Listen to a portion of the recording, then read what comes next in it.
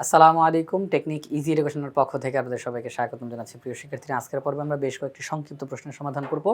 সবার প্রথমে আমাদের এখানে বলা হলো 7.32 পৌনঃপুনিক। এখানে 3 এবং 2 এর উপরে পৌনঃপুনিকের চিহ্ন দেখা যাচ্ছে। 7.32 পৌনঃপুনিক এবং 0.27 পৌনঃপুনিক। এখানে শুধু 7 এর উপরে পৌনঃপুনিক, শুধু 7 এর উপরে পৌনঃপুনিক। 0.27 পৌনঃপুনিক দ্বারা ভাগ করো। 7.32 পৌনঃপুনিক এই সংখ্যাটাকে 0.27 পৌনঃপুনিক এই সংখ্যাটা দ্বারা ভাগ করতে হবে। এই সংখ্যাকে এই সংখ্যা দ্বারা ভাগ করতে হবে। ওকে, ঠিক আছে, কোনো সমস্যা নেই, খুব সহজ প্রশ্ন। আমরা প্রথমে যেই কাজটা করব, 7.32 পৌনঃপুনিক দ্বারা এটাকে আগে আমরা সাধারণ ভগ্নাংশে প্রকাশ করব, অর্থাৎ লব বাই হর আকারে প্রকাশ করব। 0.27 পৌনঃপুনিক এই সংখ্যাটাকে আমরা লব বাই হর আকারে প্রকাশ করব। এটাকে সাধারণ ভগ্নাংশে প্রকাশ করব, এটাকেও সাধারণ ভগ্নাংশে প্রকাশ করব, এরপরে দুইটার মাঝখানে ভাগ চিহ্ন বসাই দিব, অঙ্ক শেষ হয়ে যাবে। সহজ প্রশ্ন। চলেন, 7.32 পৌনঃপুনিক এটাকে সাধারণ ভগ্নাংশে কীভাবে করে প্রকাশ করে, নিয়ম কি? 7.32 পৌনঃপুনিক আমরা একটা সমান চিহ্ন দিয়ে একটা ভাগ চিহ্ন দিয়ে ফেলবো। প্রথমে হরে চলে যাব। হরে গিয়ে কি করব, এই সংখ্যাটাতে দশমিকের পরে পৌনঃপুনিক আছে কয়টা অঙ্কের উপরে?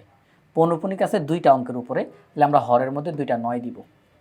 দশমিকের পরে পৌনঃপুনিক ছাড়া যে কয়টা অঙ্ক থাকবে আমরা ওই কয়টা শূন্য দিব। এখানে দশমিকের পরে পৌনঃপুনিক ছাড়া কোনো অঙ্ক নাই, তাহলে এখানে শূন্য দেওয়ার কোনো দরকার নাই। যদি দশমিকের পরে পৌনঃপুনিক ছাড়া একটা অঙ্ক থাকতো আমরা একটা শূন্য দিতাম, 2টা অঙ্ক থাকতো আমরা 2টা শূন্য দিতাম। ওকে, আচ্ছা, এবার আমরা চলে যাব লবে। লবে গিয়ে এই দশমিক বাদে সম্পূর্ণ সংখ্যাটা যত হয় আমরা তত লিখে ফেলবো, অর্থাৎ 732, বিয়োগ চিহ্ন দিব। এবার পৌনঃপুনিক যাদের উপরে আছে তাদেরকে বাদে যত দেখা যাচ্ছে আমরা ততকে এখানের মধ্যে বিয়োগের পরে লিখব। ক্লিয়ার? ব্যাস, এটা লব বাই হর আকারে প্রকাশ হয়ে যাবে। আমি আবারও বলি, তাহলে আবার বলি, প্রিয় শিক্ষার্থীরা সবাই দেখেন। 7.32 পৌনঃপুনিক সমান চিহ্ন দিব, ভাগ চিহ্ন দিব, ও হরের মধ্যে চলে যাব। কয়টা পৌনঃপুনিক, মানে পৌনঃপুনিক আছে কয়টা অঙ্কের উপরে? 2টা অঙ্কের উপরে, তাহলে আমরা 2টা 9 দিব। দশমিকের পরে পৌনঃপুনিক ছাড়া কয়টা অঙ্ক আছে? একটা অঙ্ক নাই, তাহলে হরের মধ্যে কোনো শূন্য দেওয়ার দরকার নেই। আমরা চলে যাব লবের মধ্যে। লবের মধ্যে গিয়ে এই দশমিক বাদে সম্পূর্ণ সংখ্যাটা যত হয় আমরা তত বসাবো, বিয়োগ চিহ্ন দিব। এবার পৌনঃপুনিক যাদের উপরে আছে তারা বাদে কত হয় সেটা আমরা মাইনাস চিহ্নের পরে লিখে ফেলবো, ব্যাস শেষ। অনেক সহজ। তাহলে 732 থেকে 7 বিয়োগ করলে 725 হয়, নিচে 99। তাহলে আমরা 7.32 পৌনঃপুনিককে লব বাই হর আকারে প্রকাশ করে ফেললাম। এখন আমরা 0.27 এর উপরে পৌনঃপুনিক, এটাকে আমরা এখন সাধারণ ভগ্নাংশে প্রকাশ করব। একটা অঙ্কের উপরে পৌনঃপুনিক একটা 9, দশমিকের পরে একটা অঙ্কের উপরে পৌনঃপুনিক নাই, এই জন্য একটা শূন্য। দশমিকের পরে পৌনঃপুনিক ছাড়া একটা অঙ্ক আছে, এই জন্য একটা শূন্য দিলাম। এবার লবে চলে যাই। দশমিক বাদে সম্পূর্ণ সংখ্যাটা হয় 27, বিয়োগ চিহ্ন, পৌনঃপুনিক বাদে হয় 2, তাহলে 2, তাহলে উপরে হয় 25, নিচে হয় 90। তাহলে 0.27 পৌনঃপুনিক এই সংখ্যাটাকে সাধারণ ভগ্নাংশে প্রকাশ করলে 25/90 হয়। এবার আমরা যেই কাজটা করব, 7.32 পৌনঃপুনিক এইটাকে ভাগ করতে বলা হয়েছে 0.27 পৌনঃপুনিক দ্বারা।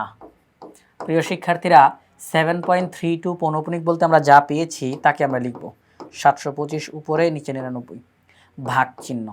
0.27 পৌনঃপুনিক বলতে আমরা যা পেয়েছি তাকে লিখব 25/90। এবার আমরা যেই কাজটা করব, প্রিয় শিক্ষার্থীরা আপনারা জানেন যে মাঝখানে যদি ভাগ চিহ্ন থাকে ভাগকে উল্টাই দিলে গুণ হয়, ভাগের পরে সবাই উল্টায় যায়। 725 নিচে 99, এই যে ভাগ, এই ভাগকে উল্টাই দিলে হবে গুণ, এই ভাগকে উল্টাই দিলে কি হবে? গুণ। তাহলে ভাগের পরে যে আছে সে উল্টায় যাবে, ভাগকে উল্টাইলে গুণ, তাহলে ভাগের পরে যে আছে সে উল্টায় যাবে। এখন আমরা এখানে কাটাকাটি করে দিলে আমাদের অঙ্কটা কমপ্লিট, কাটাকাটি করে দিলে আমাদের অঙ্কটা কমপ্লিট হয়ে যাবে। তো চলেন আমি সম্পূর্ণ অংশটা দেখাচ্ছি। এই যে অঙ্কের শুরু, তাকে সাধারণ ভগ্নাংশে প্রকাশ করলাম।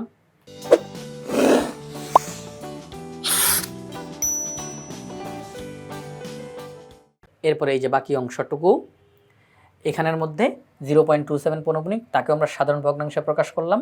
তো এখানে কাটাকাটি করা যায়, 5/18 অর্থাৎ 5 দিয়ে কাটছি, 5 25-এর মধ্যে 5 বার যায়, 5 90-এর মধ্যে 18 বার যায়, 5/18।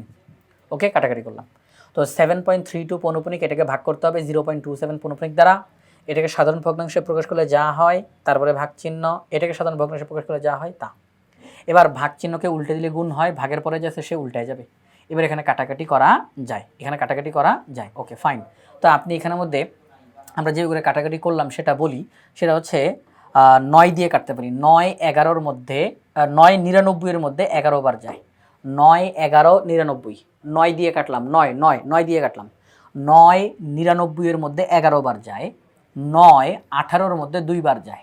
9 18-র মধ্যে 2 বার যায়। Okay fine. 5 5-এর মধ্যে একবার যায়। 5 725-এর মধ্যে 145 বার যায়। কয়বার যায়? 145 বার যায়। আমি আপনাদের একটু ক্যালকুলেটর দেখাই দিই, এই যে দেখেন, 725-কে ভাগ করতেছি আমরা 5 দ্বারা, এই যে 145।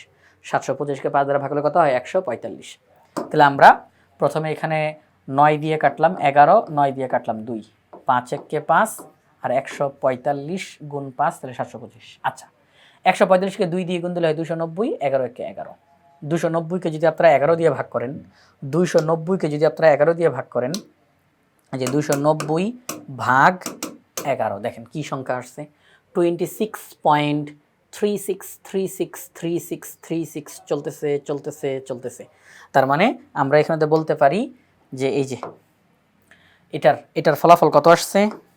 তো আমরা এখানের মধ্যে এই যে 290-কে যখন আমরা 11 দিয়ে ভাগ করলাম কত পেলাম? আমরা যখন 290-কে 11 দিয়ে ভাগ করলাম 26.36 বারে বারে আমরা পেলাম, তাই না? তাহলে 26.363636 এটাই চলতেছে। তাহলে আমরা দেখতেছি দশমিকের পরে 363636 এটারই পুনরাবৃত্তি ঘটতেছে। তাহলে আমরা উপরে পৌনপুনিক দিতে পারি।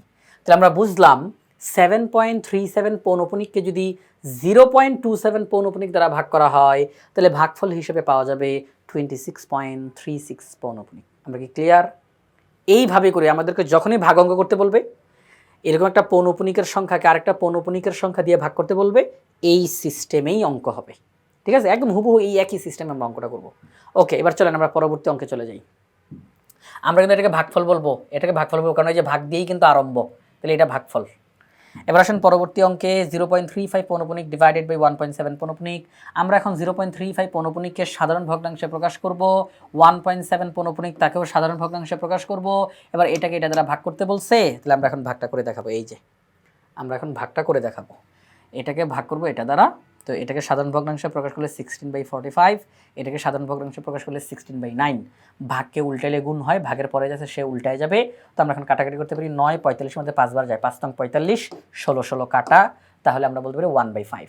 1/5 মানে হলো 0.2। খেয়াল করবেন 0.2222, এটা কিন্তু না, এখানে কিন্তু দশমিকের পরে কোনো পুনরাবৃত্তি হচ্ছে না, একদম নির্দিষ্ট করে বের হয়েছে 0.2। আমরা যখন 1-কে 5 দিয়ে ভাগ করবো ফলাফল কত? 0.2। এখানে কোনো পৌনপুনিকের চিহ্ন নাই। তাহলে 0.35 পৌনপুনিক তাকে যদি 1.7 পৌনপুনিক দ্বারা ভাগ করা হয়, তাহলে ভাগফল আসবে 0.2। 14 নম্বর প্রশ্ন। 14 নম্বর প্রশ্ন বলছে 0.75 পৌনপুনিক ডিভাইডেড বাই 0.18 পৌনপুনিক এর মান নির্ণয় করো। তাহলে একই সিস্টেমে এটাকে ভাগ করতে বলছে এটা দ্বারা।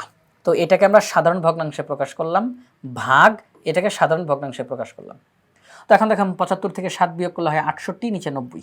ভাগকে উল্টালে গুণ হয়, তাহলে ভাগের পরে যাচ্ছে সে উল্টায় যাবে, নিচের 90 যাবে উপরে, আর 18 থেকে 1 বিয়োগ করলে হয় 17, সেই 17 যাবে নিচে, কারণ ভাগ উল্টায় গুণ হয়েছে, ভাগের পরে যাচ্ছে সে উল্টায় যাবে। তো 90 90 কাটা, 17 68-এর মধ্যে 4 বার যায়, একদম নির্দিষ্ট করে সংখ্যাটা বেরিয়েছে 4 বার। তাহলে আমরা এখানে কি দেখলাম? 17 68-এর মধ্যে 4 বার যায়। আমি যদি একটু আপনাদেরকে ক্যালকুলেটরের মধ্যে একটু দেখাই দিই, এই যে আমরা 68-কে যদি ভাগ করি 17 দ্বারা, তাহলে 4 আসে। আচ্ছা, তাহলে এখানে কাটাকাটি করা শেষ। তাহলে 90 90 কাটা, 17 8-এর মধ্যে 4 বার যায়, তার মানে 0.75 পৌনপুনিককে যদি 0.18 পৌনপুনিক দ্বারা ভাগ করা হয়, তাহলে ভাগফল হবে 4। তো প্রিয় শিক্ষার্থীরা, এই যে আমরা এখানের মধ্যে সংক্ষিপ্ত প্রশ্নগুলো সমাধান করলাম, একটা পৌনপুনিক সংখ্যাকে আরেকটা পৌনপুনিক সংখ্যা দ্বারা ভাগ করলে কীভাবে করে ভাগটা করতে হবে, ফলাফলটা কীভাবে করে বের করতে হবে, সেটা আমরা শিখলাম। তো এই যে সংক্ষিপ্ত প্রশ্নগুলো সমাধান করলাম, তো এই প্রশ্নগুলোর সমাধান আমরা করেছি বাংলাদেশের সর্বপ্রথম পূর্ণাঙ্গ ডিজিটাল সহায়ক বই ইজি ম্যাথ বই থেকে। ইজি ম্যাথ বইয়ে প্রত্যেকটা টপিক্সের সমাধান করে দিয়ে সেগুলোর ভিডিও ধারণ করে পাশে কিউআর কোড দেওয়া আছে, অর্থাৎ শিক্ষার্থীরা যে কোনো সময় প্র্যাকটিস করতে গিয়ে পাশে থাকা কিউআর কোড স্ক্যান করার সাথে সাথে ওই নির্দিষ্ট টপিক্সের সমাধানের ভিডিও তার সামনে চলে আসবে। এটা শিক্ষার্থীদের জন্য অনেক বেশি উপকারী হবে। তাই আশা করব আপনারা সবাই ইজি ম্যাথ বইটি সংগ্রহ করে ফেলবেন ইনশাআল্লাহ।